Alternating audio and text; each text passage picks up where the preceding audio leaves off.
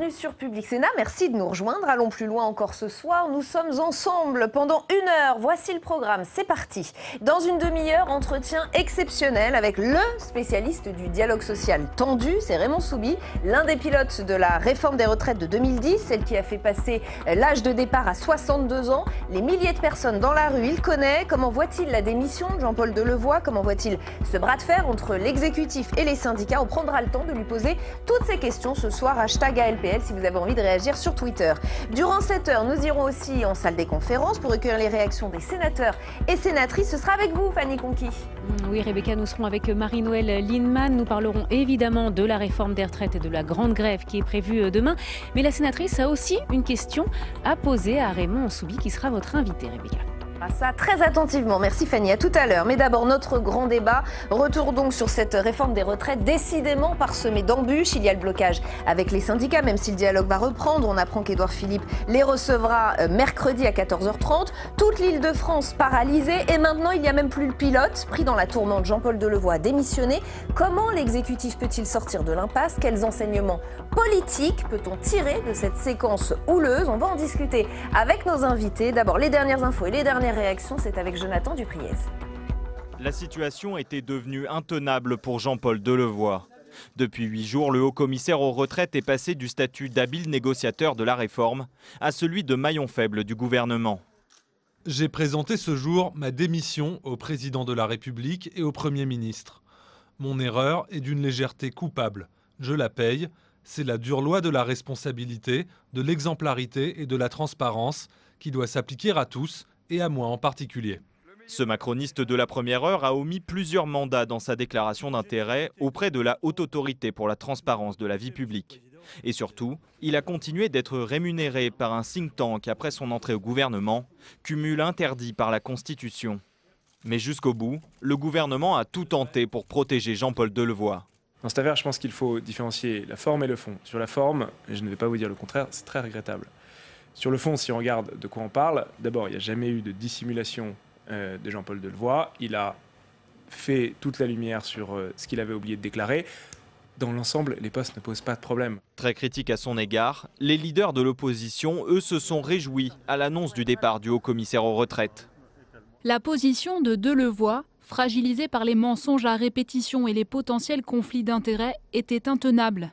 Les Français doivent garder à l'esprit que toute la Macronie a défendu un homme fautif, en contradiction avec notre Constitution. Delevoye a démissionné. Son projet doit s'en aller aussi. On veut un joyeux Noël. De leur côté, les syndicats sont plus nuancés.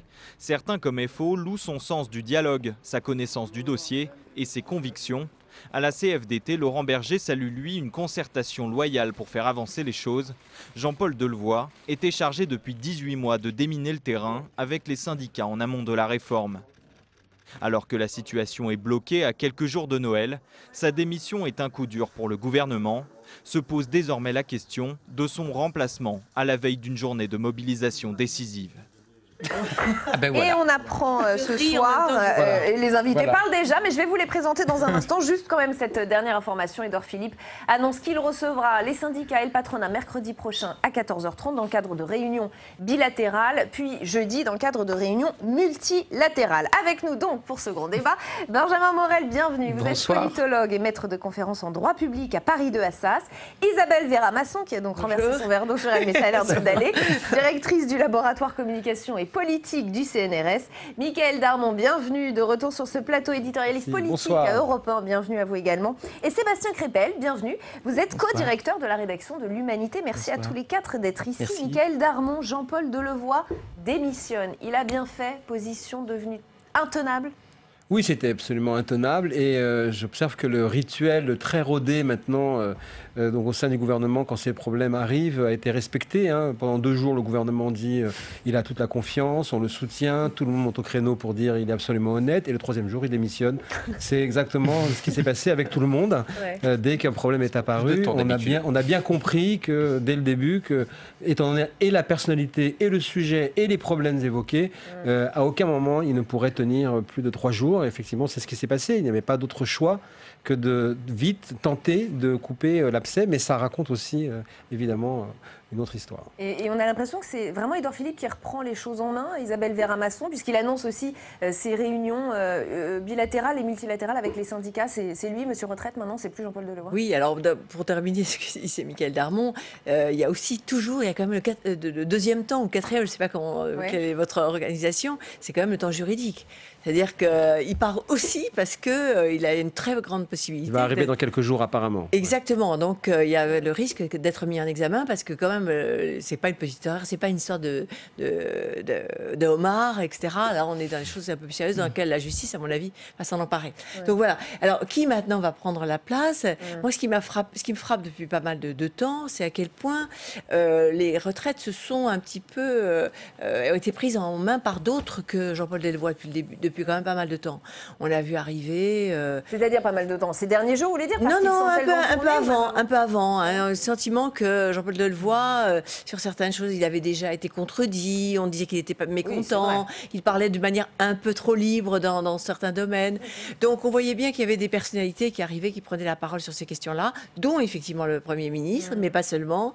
Et donc il y a là, soit il était un peu moins en cours, on le sentait qu'il était un peu contredit, mais là, ou alors on savait déjà des choses. Parce que vous savez que Anticor annonce toujours dans l'entourage que les choses vont se passer, un peu comme Mediapart. Donc nous, on est quand même un peu toujours on est au courant un peu au dernier moment. Voilà. Je pense que le Premier ministre est tout à fait capable, évidemment, de remplacer le ministre. Je ne pense pas qu'il va le faire, et je pense qu'il y a d'autres gens qui sont capables de le faire. Benjamin Morin. Oui, si vous voulez, c'est une bonne et une mauvaise nouvelle pour cette réforme des retraites. C'est une bonne nouvelle dans le sens qu'aujourd'hui, ce qui manque fondamentalement à cette réforme des retraites, c'est une confiance de l'opinion. On voit très clairement qu'aujourd'hui, ce qui cristallise dans l'opinion, c'est pas tellement telle ou telle disposition de la réforme des retraites. On met beaucoup en avant l'âge pivot. L'âge pivot n'était pas encore dans la balance il y a vraiment une semaine dans les enquêtes d'opinion. Et les mobilisations avaient déjà commencé. Et le soutien de l'opinion, et ça c'est important, était à peu près le même qu'après la déclaration de cet âge pivot. Les enquêtes à froid montrent que là-dessus, il n'y a pas eu de vraie inflexion de l'opinion. Donc il y a vraiment, sur cette réforme des retraites, un problème de confiance. Quand vous avez un ministre qui n'inspire pas tout à fait confiance parce que, pour telle ou telle raison... Et qui l'inspirait beaucoup, la confiance. Qui l'inspirait à l'origine, mais qui n'inspire plus dans l'opinion, évidemment, il agit par contamination sur la réforme. Donc le fait de ne plus avoir Jean-Paul Delevoye, c'était une nécessité pour le gouvernement pour faire avancer ce dossier. En même temps, si vous regardez un petit peu qui s'en est pris à Jean-Paul Delevoye ces derniers jours, c'était certes les partis politiques, les opposants, pas tellement les syndicats. Parce qu'il a été la courroie de dialogue. Presque ce départ. C'était un homme de dialogue. C'était un homme de dialogue. Et aujourd'hui, on a des hommes qui ne sont pas perçus comme des hommes de dialogue par les syndicats, qui sont en première ligne, que ce soit Édouard Philippe ou Emmanuel Macron. On connaît tout le contentieux qu'ils ont, y compris d'ailleurs avec Laurent Berger.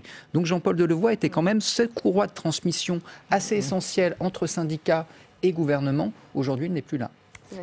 C'était un homme de dialogue et il est reconnu comme tel, mais en même temps le dialogue il a duré 2 ans et au bout des 2 ans il n'en reste pas grand chose puisque finalement on a une réforme qui est rejetée à part le MEDEF par l'ensemble de ce qu'on appelle les partenaires sociaux. Donc là on a effectivement la position de Jean-Paul Delevoye était devenue intenable. On a là une opération sauf qui peut, surtout sur la réforme. Le gouvernement a mis quand même un peu de temps à réagir. Aujourd'hui Jean-Paul Delevoye s'en va. Mais il laisse un colis abandonné sur le quai qui peut exploser à tout moment, qui fait porter de lourds risques sur les pensions. La réforme dont vous parlez ? Oui, bien sûr, le contenu de la réforme. Et donc la question en fait reste entière. Donc le départ de Jean-Paul Delevoye ne règle rien du problème politique qui est posé devant le gouvernement. Non, il aurait pu servir éventuellement de prétexte pour revenir sur cette réforme en disant voilà on a perdu la personne qui s'occupait de la réforme, peut-être qu'il faudrait différer, etc. Mais j'ai pas l'impression que c'est dans ce sens-là. En fait, il s'en occupe pas vraiment, plus vraiment. C'est vrai, vous avez raison de cette réforme. Moi, ce qui me frappe, parce qu'on est quand même, on observe la vie politique tous, et on connaît bien aussi ces mécanismes, c'est quand même comme on dit, le timing. Ouais. Ça vient à un bon moment. pour ceux qui voulaient écarter Jean-Paul Delevoye. Donc ces informations ne sont pas venues de l'opposition. Elles ne viennent pas d'une instance qui tombe d'en haut. Tout le monde savait peut-être quel mécanisme à ce moment-là donc mettre en route pour pouvoir mettre de côté Jean-Paul Delevoye. Ça, c'est évident et c'est ce qui se dit aussi, bien évidemment, dans les coulisses du pouvoir. Et ce problème est à la fois ce que vous disiez et le problème de la mise en retrait, à la retraite, même d'ailleurs de Jean-Paul Delevoye, en tout cas de son... Il est déjà. En tout cas de son... un retraité aisé, en tout cas de cette mission. Découvert. En fait, ça montre aussi, ça met le doigt sur le problème de la méthode. La méthode était le mantra, si je puis dire, de Macron et des macronistes quand ils sont arrivés au pouvoir, en disant nous allons changer la méthode parce que la manière de gouverner n'était pas bonne jusqu'à présent. On n'est pas arrivé à changer ce pays parce qu'on n'avait pas la bonne méthode et vous allez voir ce que vous allez voir. Effectivement, 2 ans de concertation avec un homme, Jean-Paul Delevoye, dont souvent il était pas facile de comprendre exactement où il voulait en venir. C'est peut-être pour ça que oui, ça a pris 2 ans parfois. Mais la réalité, c'est qu'aujourd'hui, on a cette confusion. Et globalement, confusément, ce que vous dites, c'est que les Français disent, OK, on comprend peut-être qu'il faut changer des choses, mais pourquoi cette pagaille? Et surtout, pourquoi maintenant? Au fond, ce que les Français ne comprennent pas, c'est certes, c'était une réforme qui allait certainement être difficile à faire passer. Pourquoi elle intervient 10 jours avant Noël, avec évidemment les leviers de pression que les syndicats peuvent mettre, on le voit bien. Et vous avez déjà un début de réponse aux questions que vous posez vous-même ou pas? C'est-à-dire, il faut penser que Noël peut-être serait une trêve et que tout mouvement s'essoufflerait quoi qu'il arrive. Pour l'instant, justement, peut-être qu'on est en train d'avoir un contre-exemple. Peut-être que, en tout cas, 95 avait montré le contraire. On va voir. Le 15 décembre 95, recule sur sa réforme. Est sorti exprès en ce moment? La coïncidence est quand même intéressante. Pardon, quand même. Mais le calcul est hasardeux. C'est anticorps, mais anticorps est comme les autres, est nourri par tout le monde. Vous savez, nous avons tous des sources et en général, les informations n'arrivent jamais par hasard. Donc, c'est ça, il faut le savoir. Il y a un télescopage évident. Il faut le dire, les informations n'arrivent jamais par hasard. Donc, de ce point de vue-là, bien sûr, mais de ce point de vue-là, le timing est quand même très intéressant. Après, la méthode macroniste est à mettre en question, on voit bien. Et elle est d'ailleurs aussi... La méthode voulait dire concertation. D'ailleurs, ce que je remarque, c'est que Édouard Philippe reprend une méthode qui avait été celle du président de la République pour la réforme du Code du travail. Le fait de recevoir d'abord les syndicats en bilatéral, puis ensuite en multilatéral, c'est exactement la méthode qu'avait eu Macron au départ. Et qui avait permis, une fois que la porte était fermée, c'est comme ça qu'on nous l'avait expliqué à l'Élysée, de passer les deals avec les syndicats sans que les partenaires soient là. Parce que ce qui fait la pression, c'est que quand tout le monde est autour de la table, personne ne donne ses vrais enjeux. Et c'est ce qui fait mercredi et jeudi. Exactement. Oui, si vous voulez, il faut quand même voir quelle est la marge de manœuvre des uns et des autres. Et aujourd'hui, elle est relativement faible. Et c'est ça qui pose problème. Aujourd'hui, quand on prend les enquêtes d'opinion, on voit très clairement que Emmanuel Macron et Édouard Philippe perdent des points dans leur propre base. Pourquoi est-ce qu'ils sont plutôt en hausse dans les sondages? Parce qu'ils gagnent beaucoup de points à droite. On voit que la stratégie d'Édouard Philippe, qui a été de mettre sur le devant cette question de l'âge pivot, a plutôt porté sur la droite. Or, c'est là le casus belli avec la CFDT. La CFDT qui, dans cette affaire, est probablement le syndicat qui a tout à perdre, pour 3 raisons. D'abord, parce qu'on voit qu'elle est dépassée par sa base. La CFDT cheminot est rentrée dans le mouvement avant même que Laurent Berger soit remonté. Ensuite, parce que la dernière fois que la CFDT a tendu la main à un gouvernement sur une réforme des retraites, elle a payé chèrement par la suite. C'était en 2010. Et enfin, parce que, très clairement, on a vu ces derniers jours que la position de Laurent Berger n'impactait pas réellement dans les enquêtes d'opinion. C'est-à-dire que le fait que Laurent Berger soit plutôt à la manœuvre pour la réforme ou contre la réforme n'a pas fait bouger d'un poil le soutien à la réforme ou pas. Et donc les 2 piliers aujourd'hui de la contestation qui sont d'un côté la capacité de blocage des syndicats sur lequel Laurent Berger n'a pas la main parce qu'il n'a pas la main sur la CFDT cheminot dans l'affaire et d'un autre côté le soutien de l'opinion, la CFDT ne joue pas réellement. Et là il y a un vrai problème. On va parler de ce qui joue pour les syndicats dans un instant. On va poursuivre cette discussion. On va d'abord aller en salle des conférences pour recueillir la réaction de Philippe Dominati, sénateur LR, qui est aux côtés de Fanny Conqui, au micro de Fanny Conqui. Philippe Dominati, on le sait, ce lundi, Jean-Paul Delevoye a démissionné. Quelle est votre réaction? Écoutez, ce qu'il y a de gênant, c'est que c'est l'architecte de la réforme. Il y travaillait depuis 2 ans. Tout tournait autour de lui. Et donc, l'une des pièces maîtresses de cette réforme emblématique du quinquennat est obligée de partir pour des raisons autres que politiques. Et donc, effectivement, c'est un coup plus que dur et qui devrait remettre en cause peut-être l'architecture même du projet. C'est-à-dire, selon vous, ça remet en cause cette réforme des retraites et la sortie de crise? En tout cas, le spécialiste qui a été désigné par le président, qui a été d'abord haut commissaire, qui après a été ministre, qui a corrigé, je dirais, presque la trajectoire présidentielle, parce que toutes les difficultés actuelles proviennent des hésitations du président de la République. Il faut bien voir que lorsqu'il a parlé de la clause du grand-père, le président de la République a remis en cause la réforme. Et puis après, la trajectoire a repris son cours. On est revenu dans un débat technique. Et si l'un des principaux interlocuteurs, celui qui était capable d'expliquer à la majorité présidentielle quel était le contenu technique de cette réforme souhaitée par une majorité de Français, vient de partir, évidemment, il va falloir d'abord le remplacer. Et dans le planning, dans cette période où il y a des manifestations, où les fêtes arrivent, c'est évidemment un coup dur pour le gouvernement. Et vous vous en réjouissez, vous ? Pardon ? Vous vous en réjouissez, vous, que ça Non, remette en je ne m'en réjouis pas parce que, comme beaucoup de Français, je suis malheureux de voir que ça dure depuis très longtemps à cause d'une certaine inexpérience de l'exécutif dans un sujet aussi capital pour tout le monde. Donc je m'en réjouis absolument pas. Donc c'est un incident regrettable. On aurait préféré que... la force du président de la République, c'est qu'il l'avait mis dans son programme présidentiel. Et donc il y avait une légitimité pour le faire. On se demande pourquoi il a tellement traîné. Il a traîné comme pour toutes les autres réformes. Il y a beaucoup de mots, il y a peu d'actions. Maintenant, on est à mi-parcours du quinquennat. J'attends également la réforme de l'Île-de-France ou du Grand Paris ou de Paris Métropole qu'on devait faire, la réforme de l'audiovisuel, la réforme institutionnelle, la réforme fiscale sur les collectivités territoriales. Il y a beaucoup de réformes qui ont été annoncées, qui n'ont pas été travaillées. Celle-là avait été travaillée techniquement par un homme qui avait consacré du temps pour trouver une mécanique qui devait s'adapter en fonction d'une négociation. Alors comment on va faire maintenant ? Je ne me réjouis absolument pas de la pagaille que cela crée, en plus de la pagaille, je dirais, liée à l'inexpérience gouvernementale. Merci Philippe Dominati d'avoir répondu à mes questions. Merci Fanny. Une réaction, Sébastien Crépel. Oui, alors le sénateur Dominati parle de Levoy comme l'architecte de la réforme, mais moi j'irai plus loin. On est dans un moment paradoxal en fait, puisque Delevoye part alors qu'il a remporté tous les arbitrages essentiels sur cette réforme. C'est-à-dire que ce n'était pas seulement l'architecte, c'était le combattant de la réforme. On sait qu'au sein du gouvernement, tout le monde n'était pas d'accord sur la question de l'âge pivot, sur le fait de maintenir l'âge légal à 62 ans. Il a remporté l'arbitrage contre la clause du grand-père, contre l'accord sur une durée d'assurance, puisque ça avait été avancé fin août par Emmanuel Macron, et finalement c'est l'âge pivot qui s'est imposé et disparition de la notion de la durée d'assurance. Et donc, Delevoye s'en va au moment où en fait il était le grand gagnant des arbitrages annoncés par Édouard Philippe. Ce qu'a annoncé Édouard Philippe, c'est quand même le copier-coller du rapport de Levoy. Non,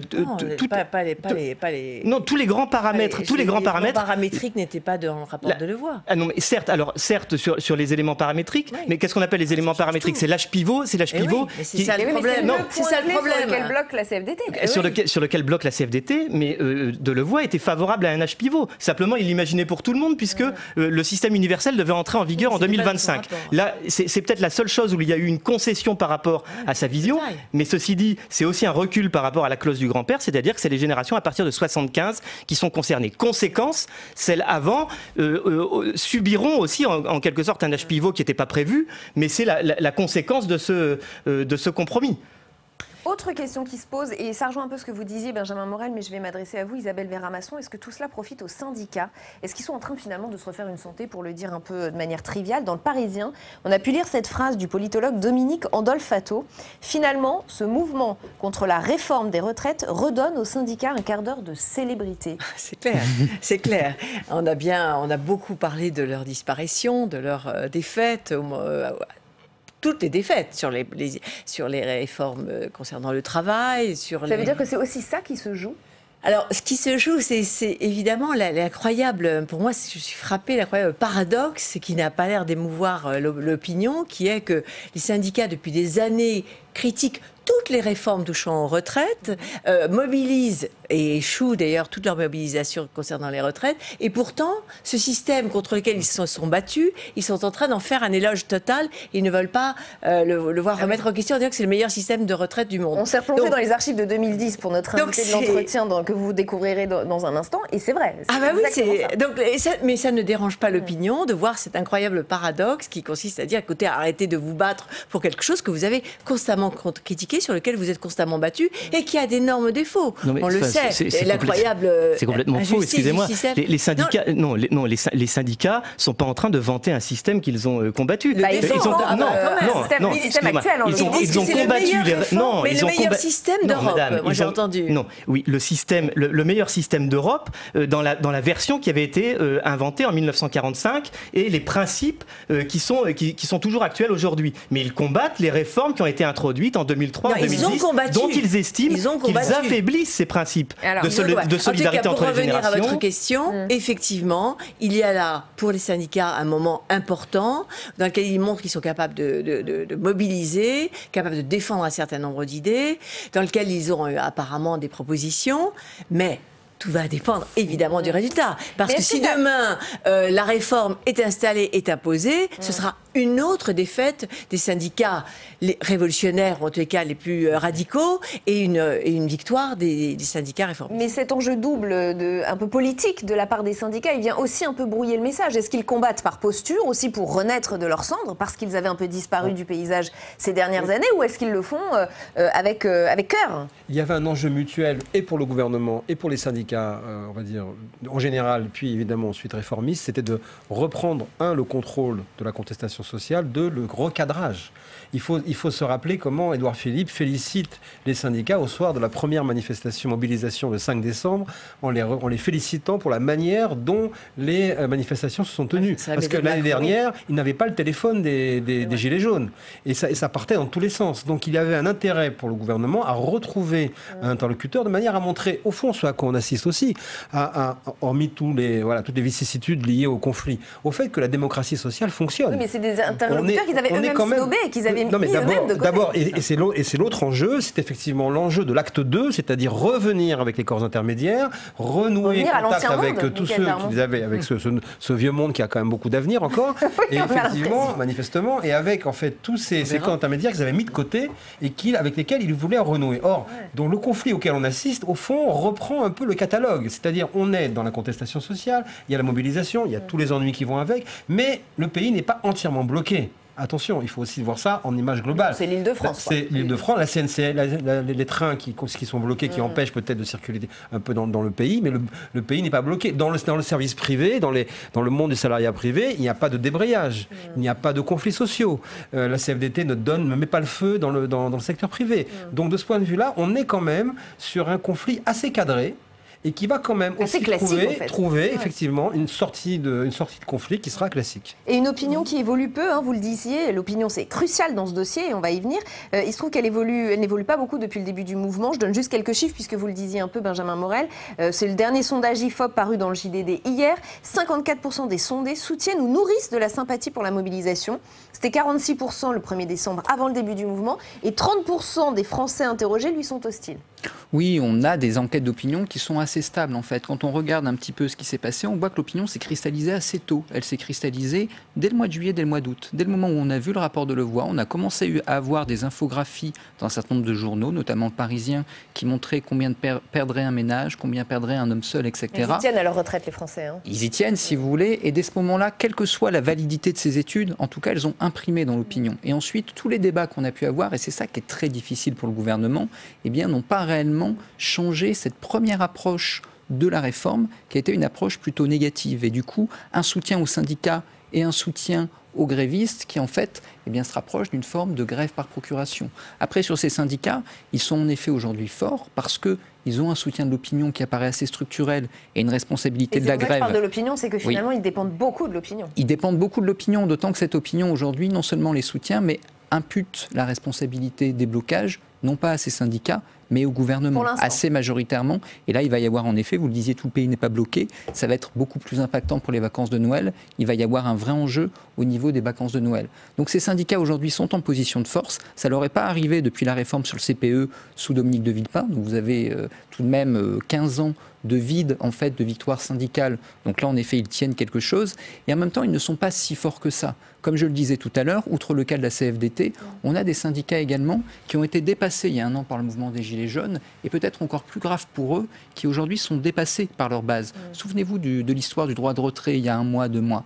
À ce moment-là, on a vu en effet des bases qui théoriquement soutiennent les syndicats, sont syndiquées, mais ont décidé de passer au-delà des consignes de la centrale. D'où la détermination de Philippe Martinez et peut-être même de Laurent Berger, parce que si demain ils négociaient, il n'est pas sûr que leur base suivrait. Si leur base ne suivent pas, il y a un vrai problème ensuite de représentation qui se pose. Voilà. Il y a une sorte de jaunification, on pourrait dire, de la base de ces syndicats qui ont été au fond, qui ont importé l'esprit gilet jaune, en tout cas à la base, et qui fait pression sur les directions de ces syndicats. Je vois vraiment pas où est-ce qu'il y a ce qui se joue pour les syndicats. Je ne vois pas du tout de jaunification de la base. C'est ce que disent beaucoup de responsables syndicaux. Oui, mais les responsables syndicaux rêvent d'une jaunification à mesure où les Gilets jaunes ont obtenu quelque chose. Non, mais ils ne rêvent pas. Mais je veux dire, on voit bien... Ils regrettent, quand on parle avec eux, du fait qu'ils voient qu'effectivement, il y a cet esprit de l'année dernière qui a infiltré la base, une partie de la base de leurs troupes. Et de ce point de vue-là, c'est la raison pour laquelle aussi ils arrivent avec une détermination. En 2010, la mobilisation, enfin, je veux dire, les gens dans la rue étaient encore plus nombreux qu'ils n'ont été là le 5 décembre et ils n'ont pas réussi à gagner. Les sondages sont extrêmement ambigus d'une certaine manière parce qu'on voit bien... Pourquoi ? Parce que les sondages sont favorables à la disparition des régimes spéciaux, à la majorité des Français, et en même temps... Favorable à 5 annonces sur 8 d'Édouard Philippe. Exactement 5. Merci, j'allais le dire. Donc il y a une ambiguïté. Et en revanche, le fait de demander aux gens est-ce que vous êtes d'accord avec les mouvements sociaux, les gens disent toujours oui. Il n'y a pas d'exemple. Il n'existe pas de sondage qui s'oppose aux mouvements sociaux depuis l'histoire de la Ve République. Donc les gens sont d'accord. Et quand on leur pose la question, on leur dit est-ce que vous êtes d'accord? Ils trouvent que... Vous prenez les enquêtes sur la réforme de la retraite, vous n'étiez pas favorable. Non, pas du tout. Ils trouvent qu'il est normal de se battre pour ce que l'on a, pour ses avantages. Mais ils sont d'accord avec ce qui va venir dans la réforme, alors. Mais ils sont d'accord sur des éléments ponctuels quand on leur dit... Mais la réforme est incroyablement compliquée. Oui, incroyablement compliquée. Moi, j'en discutais avant d'arriver ici avec un monsieur qui vous disait, écoutez, forcément, me disait-il, forcément, les pensions vont être moins fortes puisqu'on va être payé sur toute sa carrière au lieu d'être sur les 25 heures meilleures années. C'est mathématique. Mais là, c'est pas mathématique. La réforme de la retraite est beaucoup plus compliquée que ça. Donc les gens ne... Alors, Michaël Darmon et Sébastien Krepel. Si on regarde ça de manière un peu... Si on sort un peu tout simplement de l'observation permanente que l'on a de la France et qu'on regarde ça de manière plus européenne et plus générale, les syndicats français sont très faibles. Quels qu'ils soient, très faibles. En plus. Et donc, aujourd'hui, ils ont effectivement une chance de dire on peut peser sur un morceau de la politique publique inspirée par le gouvernement et qui, au fond, sera très certainement votée. Elle passera peut-être sans l'âge pivot, peut-être, mais l'essentiel, bien sûr, mais l'essentiel sera que cette réforme sera votée. Le paradoxe, c'est peut-être que le gouvernement a intérêt à cette réinstitutionnalisation de la contestation. On voit très bien, en effet, depuis quelques mois, que cette institutionnalisation de la contestation est aujourd'hui acceptée par l'opinion et que ça donne, vous parliez des Gilets jaunes, aujourd'hui une voie de négociation pour le gouvernement qui est très compliquée pour toutes les raisons qu'on dit, mais qui est quand même bien plus favorable que la même situation que l'on a vécue il y a un an. Le gouvernement est incroyablement maladroit sans les Gilets jaunes, on ne serait pas là aujourd'hui. Il s'est joué quelque chose autour des syndicats et du côté du gouvernement aussi. Oui, enfin bon, effectivement, il y a peut-être un esprit Gilets jaunes qui imprègne le mouvement dans le sens où il est moins enclin à obéir à une directive syndicale qui tomberait du haut. C'est pour ça que ça fait... Non, c'est nouveau. C'est pour ça qu'il y a un petit jeu politicien quand même du gouvernement consiste à demander à la CGT, à la direction de la CGT, de demain arrêter le mouvement pour permettre que les Français puissent fêter Noël tranquillement. Je pense que le Philippe Martinez ou la CGT n'ont pas le bouton pour demain arrêter le mouvement. La décision appartient largement aux manifestants et aux grévistes. Et c'est peut-être ça le côté gilet jaune, c'est-à-dire que cet aspect d'autonomie du mouvement, il est sans doute plus fort qu'avant. Mais je voulais, non, enfin je sais pas si c'est une jaunification du mouvement, mais surtout je voulais revenir sur cette question du courant de sympathie qui entoure le mouvement. Alors même, vous le notiez, que les Français ne sont pas favorables aux régimes spéciaux, en tout cas approuvent majoritairement l'idée de leur suppression. Il n'y a pas de paradoxe. C'est que simplement, l'opération du gouvernement qui vise à identifier ce mouvement à un mouvement de défense des régimes spéciaux ne prend pas. Et que pour la plupart des Français, la question majeure, l'enjeu majeur de cette mobilisation, c'est pas le sort des régimes spéciaux. Pour certains d'ailleurs, à tort ou à raison, ils pensent que de toute façon, ils sont condamnés et ils vont disparaître. Pour beaucoup, c'est leur situation personnelle qui est en jeu. Et ce qu'ils ont compris de cette réforme, c'est que rien n'était clair sur le niveau des pensions. Et à partir de là, c'est ça qui surdétermine l'opinion majoritaire en faveur du gouvernement. On l'a entendu avec l'interlocuteur qui était tout à l'heure, M. Dominati. Au fond, ce qui se joue aussi, c'est le déclenchement des premiers rouages pour l'élection présidentielle. C'est-à-dire que l'enjeu, à mi-mandat, et quand on entend la droite et quand on entend les opposants à Emmanuel Macron, on sent bien que c'est ce qui est en train de se préparer. L'enjeu, c'est de savoir si cet acte 2 qui a été placé sous l'enseigne de la concertation va échouer ou pas à cause de ce conflit, et dans quelle mesure les élections municipales du mois de mars vont restituer dans les urnes ce qui se passe en ce moment et le début de la première carte pour préparer les élections présidentielles. Il faut relativiser quand même cet élément de l'acte 2. Quand on voit ce qui s'est passé avec les collectivités territoriales, ce qui s'est passé sur l'assurance chômage, ce qui se passe aujourd'hui avec la réforme des retraites, on a très clairement un gouvernement qui n'est pas vraiment dans la concertation. Ça n'a jamais été réellement sa stratégie. Donc là, on voit très bien qu'aujourd'hui, il est poussé à la concertation par la contestation, mais que c'est loin d'être une évidence. Moi, j'aimerais revenir quand même sur ce que vous disiez. En effet, aujourd'hui, quand vous prenez les enquêtes d'opinion, très largement, ce mouvement n'est pas du tout identifié aux régimes spéciaux, qui est un aspect de la réforme, mais qui n'est pas toute la réforme. Vous avez environ 40% des Français qui jugent que c'est une contestation contre l'ensemble de la politique économique du gouvernement. 30% qui jugent que c'est le sondage ELAB, je crois, une contestation contre la réforme des retraites, et seulement entre 15 et 20% qui considèrent que c'est simplement un mouvement contre les régimes spéciaux. Là-dessus, il n'y a pas vraiment d'ambiguïté. Il y a en effet une généralisation de la contestation à d'autres éléments. Continuons l'analyse politique fine de cette séquence. Cet épisode de réforme de retraite, est-ce que c'est aussi peut-être l'occasion pour la gauche de reprendre des couleurs? On a parlé des syndicats, parlons plus généralement de la gauche. C'est assez rare pour être signalé. La semaine dernière, regardez, tous les visages de la gauche s'affichaient ensemble lors d'un meeting commun à Saint-Denis sur les retraites, des images qu'on n'avait pas vues depuis 23 ans. Unis pour un soir, attention, mais pas uniformes pour autant. Notre journaliste Jordan Klein y était, il a pu recueillir quelques réactions. Écoutez. C'est ça l'enjeu, c'est d'arriver à s'opposer à cette réforme et à en proposer une qui va dans le sens de plus de justice sociale, de préserver l'avenir à la fois des personnes qui approchent de la retraite et de toute cette jeunesse qui entre sur le marché du travail précarisé. C'est la première fois depuis bien longtemps que toute la gauche se rassemble et se retrouve. Et donc maintenant c'est un premier pas, il faut continuer à l'assumer et puis il y a un truc à trouver, un équilibre à trouver. Et peut-être que le centre de gravité, c'est ce que nous proposons, je ne sais pas, mais on verra. Laissez imaginer que pour l'instant, on aurait un projet qui irait du Parti Socialiste au NPA en passant par nous, qui serait alternatif. Je crois que c'est mettre la charrue devant les bœufs de manière un peu trop hâtive.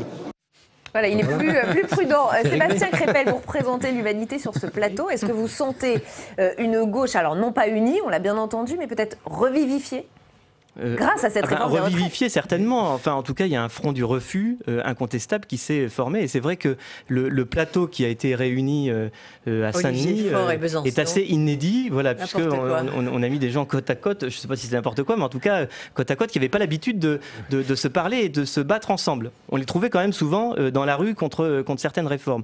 Reste que, pour la question du projet, il y a encore beaucoup de contradictions entre ces formations. Et ce qui pèse lourd, je pense, c'est aussi le passif des derniers gouvernements de gauche, je pense à celui de Hollande, c'est quand même l'auteur de la dernière réforme des retraites. La coïncidence des calendriers fait quand même qu'au moment où on parle de la réforme de Levoy, celle qui a été votée en 2014, ce qu'on appelle la réforme Touraine, qui allonge la durée du temps de travail, la durée de cotisation, de 3 mois tous les trimestres, commence tout juste à se mettre en œuvre. Là, les premiers jeunes retraités vont en subir les effets, puisque à partir du 1er janvier 2020, il y a un trimestre de plus. Donc c'est bien pour l'image, il y a une photo de famille de la gauche, mais ça va pas beaucoup plus loin que ça. C'est-à-dire qu'aujourd'hui, très clairement, Emmanuel Macron a perdu ses électeurs de centre-gauche. Il y a un espace politique pour la gauche, personne n'est là pour l'incarner. Les a-t-il cherchés une seule fois durant ce quinquennat? Oui, il les a cherchés. Si vous voulez, la réforme, la bioéthique, etc., c'était déjà, même après le grand débat, de de la part du gouvernement une volonté de reconquérir cet électorat-là. La question de l'écologie, c'est également une volonté de reconquérir cet électorat-là. Ça a échoué parce qu'il y a eu les débats sur l'immigration. Maintenant, on a cette réforme qui, à la base, était plutôt pensée à l'origine pour plaire à la gauche. C'était censé être... Cette réforme des retraites? Cette réforme des retraites, c'était une réforme égalité. C'est une demande de la CFDT. Voilà, à l'origine, c'était alors c'est un échec. Alors c'était plutôt l'avant présidentiel. C'est pour ça qu'elle arrive si tard pour répondre à votre intervenante tout à l'heure, parce que justement, elle devait arriver avant les présidentielles pour aller chercher des électeurs à gauche. Ça ne marche évidemment pas. Finalement, elle pas. renforce la gauche Finalement, elle renforce plutôt la gauche parce qu'elle conduit à l'abandon de cet électorat-là. Et donc, il y a un espace politique aujourd'hui entre 30 et 40% d'électeurs qui sont là, qui ne sont pas incarnés, mais qui peuvent représenter, si jamais ils trouvent une incarnation, une vraie force politique, parce que 30 à 40%, c'est pas une majorité démographique, mais c'est largement suffisant pour atteindre un second tour. Mais c'est le front de, pardon, mais c'est le front de ce qu'on voit pendant cette réunion-là à Saint-Denis. On a regardé, et la photo derrière est à la fois peut-être hasardeuse et surtout malicieuse, parce que chacun regarde dans un sens différent. Olivier Faure passe un texto, à côté aussi, chacun regarde. Personne. C'est le front du refus de l'union de la gauche, en fait. Ils ne veulent pas, on a entendu Coquerel. Oui, mais s'appuyer déjà sur le refus de quelque chose, est-ce que c'est pas un début de quelque chose? Quand vous entendez Olivier Faure qui dit il y a un truc à trouver, peut-être que c'est nous, on ne sait pas, et que Coquerel derrière dit bon, on n'y est pas, franchement, ça fait de la peine. Pourquoi vous dites que c'est n'importe quoi? Moi, ça me fait de la peine de voir ces gens qui n'ont pratiquement rien à se dire. Et surtout, il n'y a pas une phrase qui est sortie cette soirée. Qu'est-ce qui est sorti? Rien. Et le 5 décembre, il y avait même Marine Le Pen. Je veux dire, à un moment donné, ça fait... Personne n'a véritablement d'identité propre. Ça vous fait de la peine le 5 décembre... Parce que rien ne sort, parce que personne n'est cohérent. C'était une journée d'action syndicale, il n'y avait pas Marine Le Pen, excusez-moi. Ils sont totalement...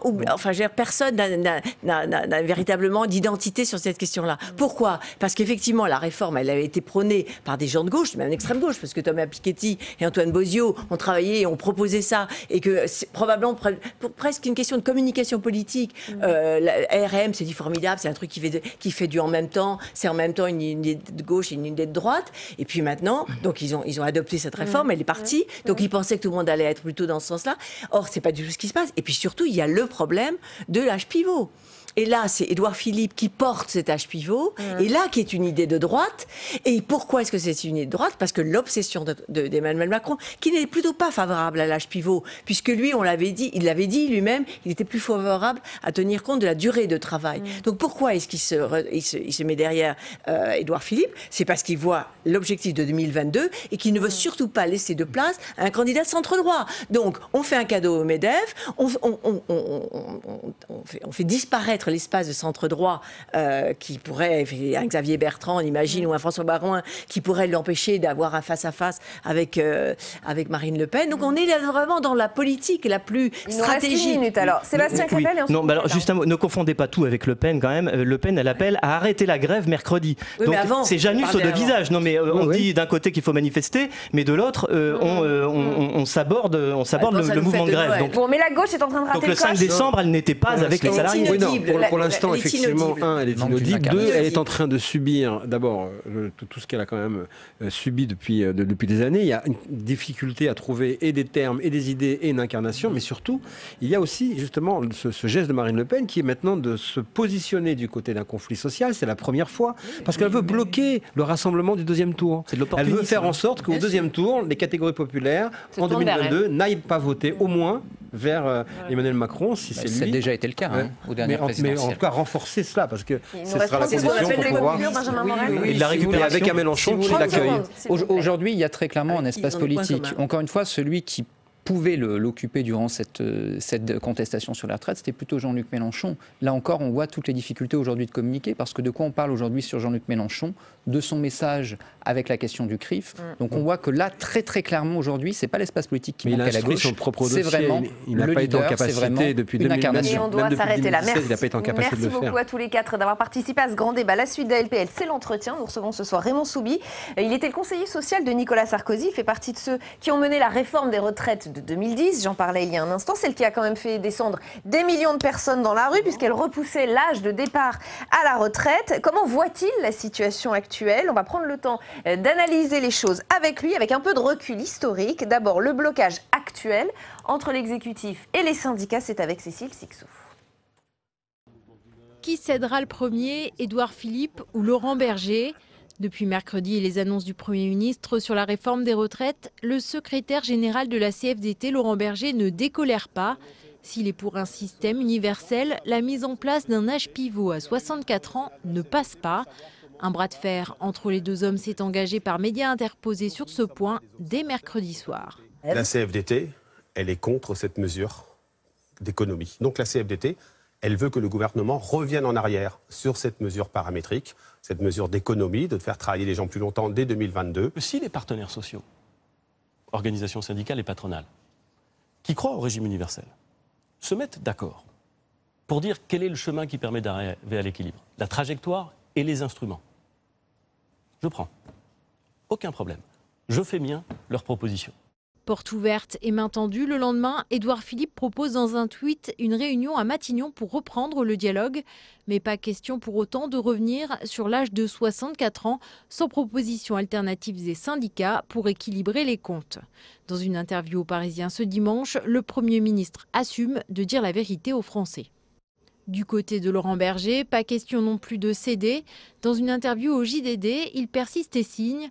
Pour lui, c'est très simple. Pour que la CFDT porte un autre regard sur ce projet de loi, le gouvernement doit accepter de retirer l'âge d'équilibre. Un point, c'est tout. Une demande qu'il réitère encore ce matin. Je crois que les sujets sur la table sont assez clairs. Pour la CFDT, il faut d'abord renoncer à cet âge d'équilibre qui est profondément injuste, qui va demander très très vite à des gens qui avaient cotisé toute leur carrière de travailler plus longtemps. Le dialogue entre Édouard Philippe et Laurent Berger est-il au point mort? En tout cas, à quelques jours des vacances de Noël, le gouvernement n'a pas encore annoncé de date pour recevoir les syndicats. Et si les dates, elles ont été annoncées, réunion bilatérale mercredi d'Édouard Philippe avec plusieurs syndicats et réunion multilatérale jeudi à 16h. On accueille donc dans l'entretien Raymond Soubi. Bienvenue.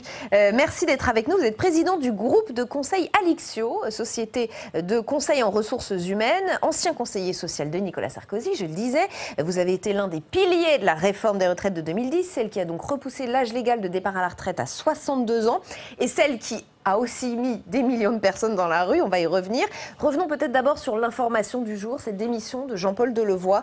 Sa position n'était pas tenable, il a bien fait, pour être clair. Je crois qu'il était dans une position difficile et en conscience, il considère qu'il a bien fait. Cela dit, Jean-Paul Delevoye a fait un travail formidable les 18 derniers mois et il avait la confiance des partenaires sociaux. Ils le disent aujourd'hui. Quoi qu'on dise, il avait la confiance des partenaires sociaux, c'est un homme de dialogue. Dans ce sujet effroyablement compliqué qu'est la réforme systémique, il est un des rares à avoir tout compris avec l'équipe qui l'entourait. Et c'est un peu triste de voir ce qui lui arrive, qui était sans doute inéluctable, mais c'est quand même un peu triste. Et on voit qu'Édouard Philippe organise des réunions, puisque les discussions vont reprendre, en tout cas il les invite à revenir à Matignon ce mercredi dans le cadre de réunions bilatérales, puis jeudi dans le cadre de réunions multilatérales. Vous y voyez une technique particulière du gouvernement, une technique un peu malicieuse? Je crois que le gouvernement, surtout, il se bat sur deux fronts. Il se bat d'abord sur le front des foyers qui sont allumés, RATP, SNCF, enseignants.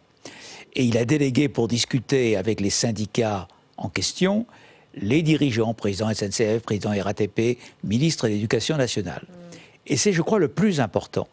Parce qu'il faut bien voir que si le mouvement est parti, c'est en grande partie parce qu'il était spontané et que les syndicats l'ont suivi. Et si le mouvement dure, c'est parce que la base souhaite qu'il dure. Et ça, pour le gouvernement, c'est le plus difficile. Il faut trouver des sujets qui seront tels que, à la RATP et à la SNCF, les agents diront non, nous arrêtons la grève. Bon. Or, le sujet des agents aujourd'hui, le principal sujet, il est très simple, c'est qu'ils ne souhaitent pas que cette réforme s'applique à eux, mais aux gens qui viendront après eux. En quelque sorte, ils souhaitent ce qui a été fait il y a 18 mois pour la réforme du statut de la SNCF, où on leur a dit, le gouvernement leur a dit, d'ailleurs le gouvernement a dit c'est une grande victoire, je supprime le statut, mais uniquement pour les nouveaux entrants. Et là, dans leur tête, ils se disent, pourquoi ce qu'on a fait il y a 18 mois, on ne peut pas le faire maintenant? Ça, c'est le premier front, mais je crois que c'est le principal.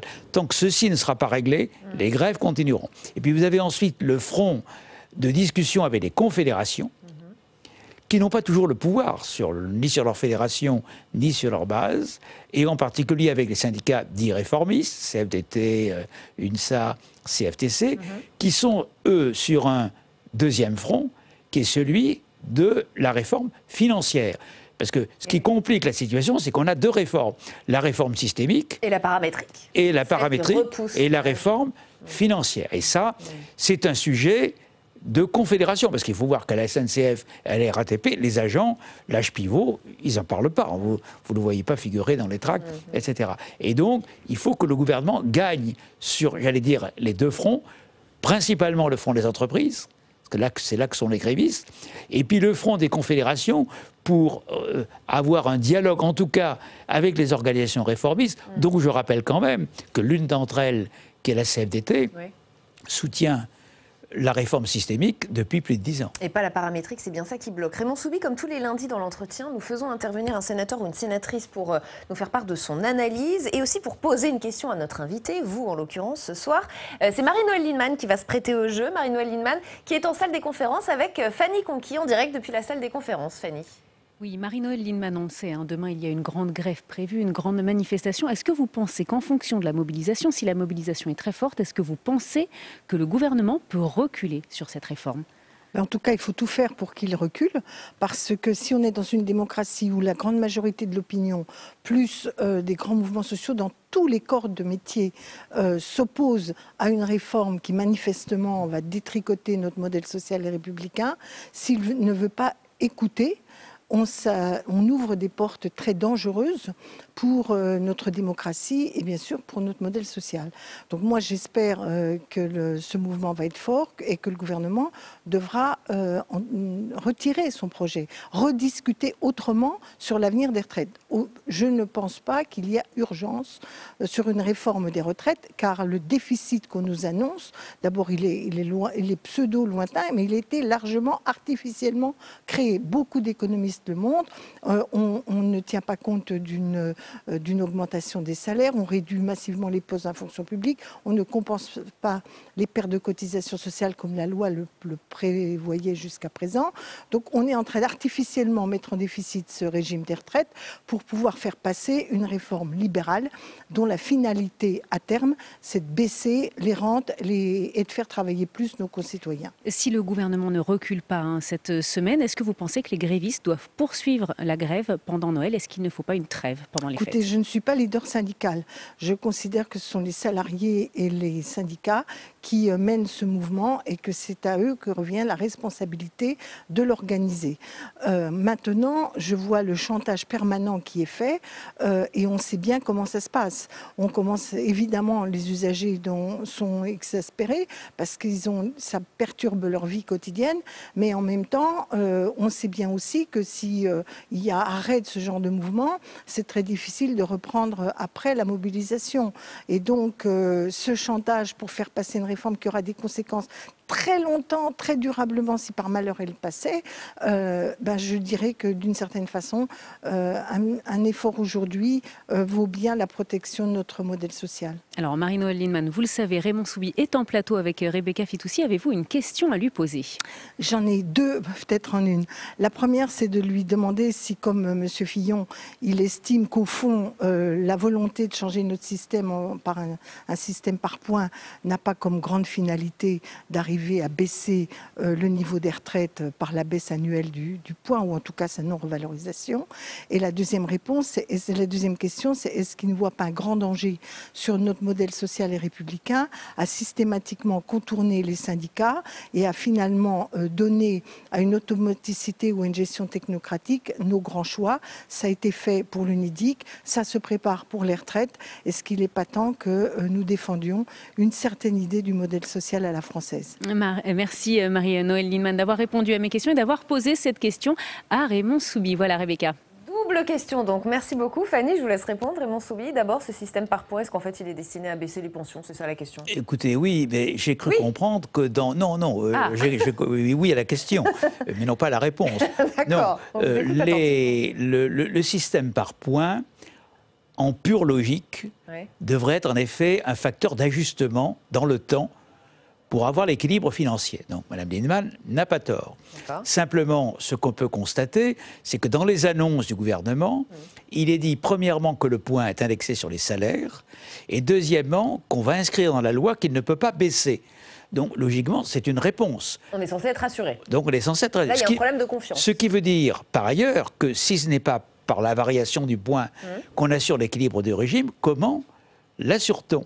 Eh bien, on peut l'assurer de deux manières qui restent, soit d'augmenter les cotisations, soit de reporter l'âge comme l'ont fait la plupart des autres pays européens. Marie-Noëlle Lienemann avait une deuxième question sur cette mise à l'écart, dit-elle, des syndicats dans les discussions. Vous êtes un spécialiste du dialogue social. D'abord, vous trouvez que ce gouvernement a mis de côté les syndicats? Moi, je crois qu'il y a eu plusieurs phases. Il y a eu une première phase qu'a menée Jean-Paul Delevoye, qui a été une phase intense avec les syndicats. D'ailleurs, vous constatez aujourd'hui, quand vous entendez les déclarations de syndicalistes, qu'ils ont apprécié cette période et l'écoute du haut-commissaire. Donc, il y a eu un travail commun, je ne veux pas dire qu'il y a eu un accord, mais il y a eu un travail en commun qui a été considérable. Bien.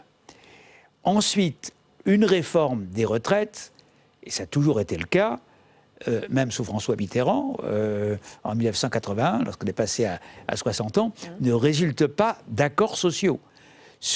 Là où il y a des accords sociaux, c'est dans les régimes complémentaires de retraite Arco-Agir, qui sont gérés par les partenaires sociaux, mais depuis toujours, nos régimes de retraite, les grands principes ont été définis par la loi. Et par conséquent, les syndicats doivent être écoutés, il doit y avoir une concertation avec eux. Est-ce qu'il doit y avoir une négociation pour parvenir forcément à un accord? C'est plus discutable. Et la réponse est claire. Alors je le disais, en 2010, vous aviez, vous, entre autres, l'équipe dans laquelle vous conseillez Nicolas Sarkozy avait provoqué une vague de mobilisation importante dans le pays.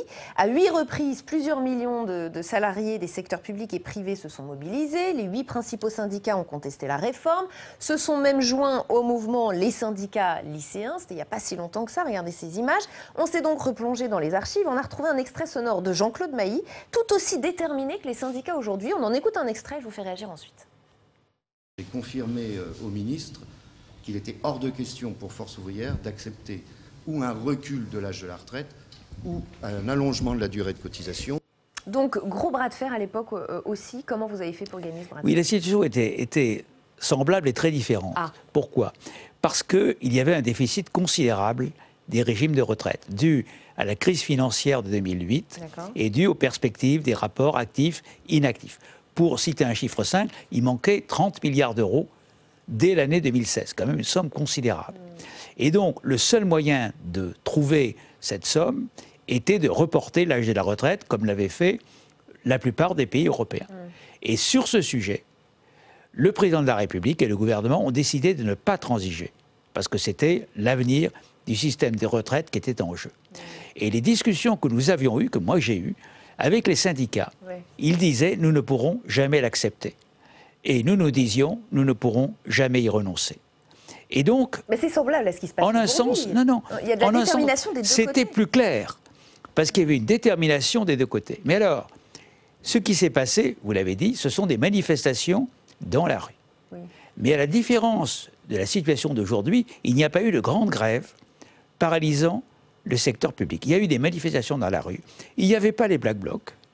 Il n'y avait pas l'agitation. Il n'y avait pas énormément de jeunes dans ces défilés de 2010. Donc pour gagner, les syndicats ont raison d'appeler à la grève aujourd'hui? Ça veut dire qu'il faut bloquer en fait pour gagner? Ce qui veut dire qu'aujourd'hui, c'est moins les manifestations qui peuvent faire plier un gouvernement que la paralysie des services publics. Et ça, ils l'ont bien compris. Et ça, ils l'ont bien compris. Et en 2010, il n'y a pas eu de paralysie des services publics. Vous avez des regrets sur cette réforme de 2010 peut-être même de ne pas être allé assez loin, puisque si on fait une réforme en 2019, c'est qu'il y a un problème dans le système actuel. Il y a des regrets aujourd'hui? Non, je pense, je n'ai aucun regret, personnellement, parce qu'il fallait trouver ces 30 milliards. Il s'agissait d'assurer le paiement des pensions. Donc c'était un objectif premier et à lui seul indispensable. La réforme dont il a été question aujourd'hui, c'est la réforme systémique, la réforme par points, qui a été voulue, qui est en fait une construction d'économistes, Antoine Bozio, un certain nombre d'économistes qui s'expriment actuellement, qui est un système intellectuellement admirable et qui a totalement séduit Emmanuel Macron, qui s'est dit, voilà la fin de l'histoire au sens hegelien du mot, tout est parfait, égalité totale. C'est la dernière. C'était irrésistible. C'était la der des der en matière de tentation irrésistible. Et hop, on y va. Bien. On s'est aperçu au fil du temps que pour avoir autant de simplicité, c'était très compliqué.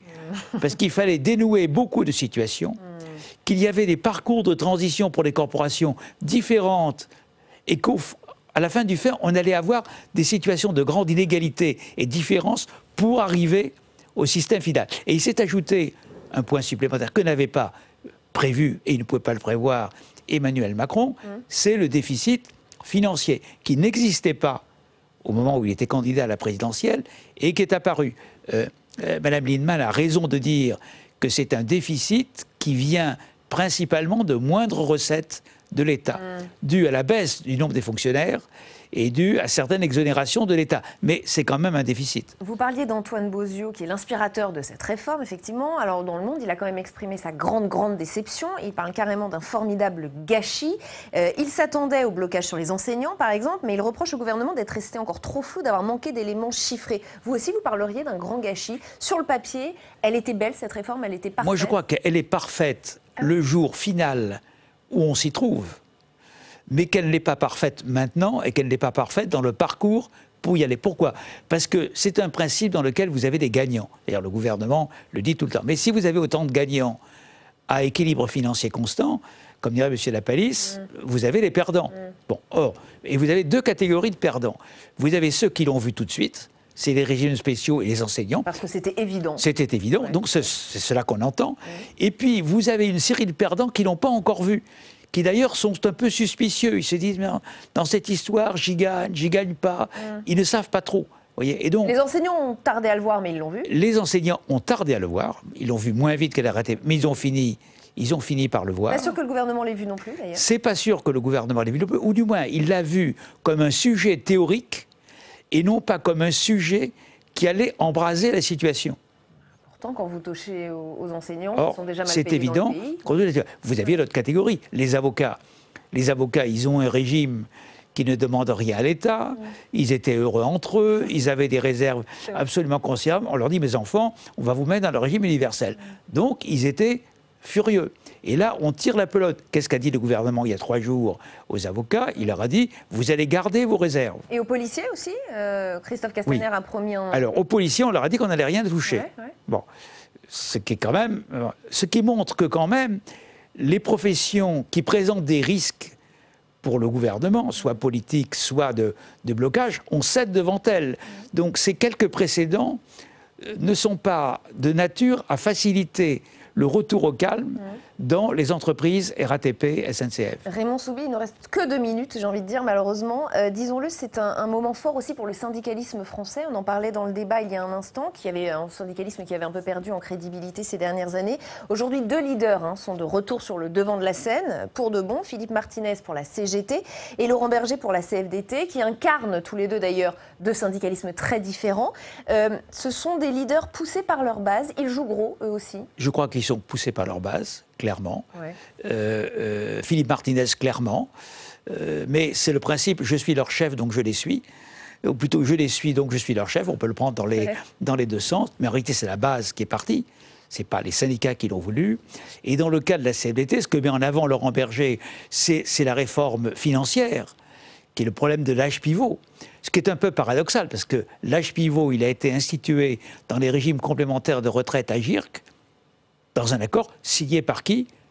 Par la CFDT.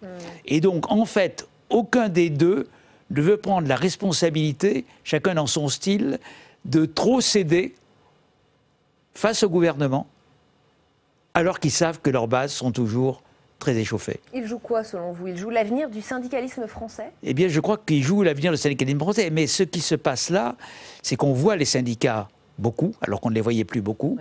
Mais il reste que le mouvement, il est d'abord parti de la base. Donc il leur reste à faire la preuve que la base se trouve représentée par eux. Et c'est ça l'un des enjeux de ce qui se passe actuellement devant nous. En quelques secondes pour terminer, pardon d'employer ce mot, mais est-ce que je peux vous demander peut-être un petit pronostic? Comment vous imaginez la suite? C'est très difficile à l'imaginer. Vous pensez que qui va céder? Je pense que le gouvernement va pas mal céder sur la RATP et la SNCF parce que ce sont les foyers qui aujourd'hui paralysent la circulation. Il ne cédera jamais sur la réforme totale. Emmanuel Macron est trop engagé, mais on peut céder sur la pénibilité, même sur les tranches d'âge auxquelles on l'applique. Il y a des moyens de céder. Et quant à l'âge pivot, qui est l'autre sujet, il y a toujours des sujets techniques sur le malus, qui permet sans trop le dire, de le faire. Merci infiniment Raymond Soubi d'avoir été avec nous dans l'entretien, de nous avoir accordé de longues minutes pour analyser une situation complexe et très tendue. Merci beaucoup. Dans un instant, c'est audition publique. L'invité ce soir est Gilles Legendre, président du groupe La République En Marche à l'Assemblée nationale. Et puis demain, 7h30, bonjour chez vous. L'invité politique d'Oriane Mancini sera Damien Abad, président du groupe LR à l'Assemblée nationale. Très très bonne soirée sur Public Sénat.